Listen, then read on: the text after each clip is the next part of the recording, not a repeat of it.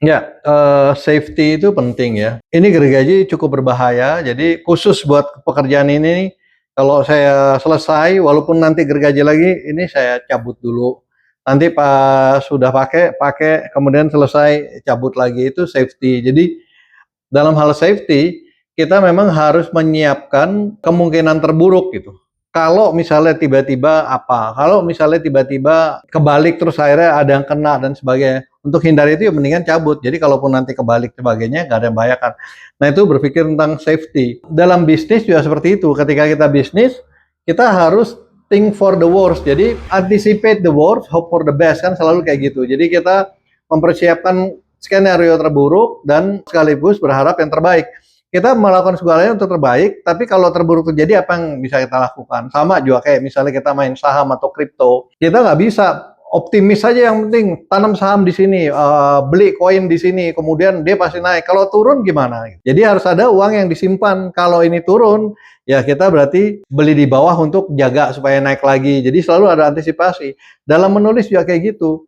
Makanya di penulisan tuh kalau kita menulis ada yang namanya first reader.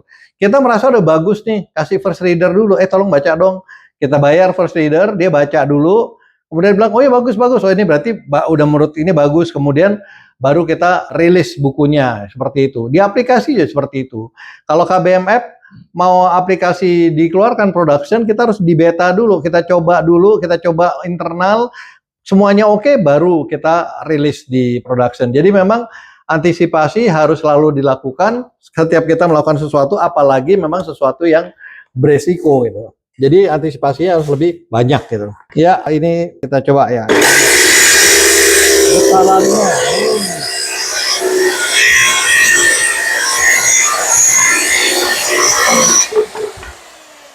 Ini walaupun udah berkali-kali tiap getar selalu.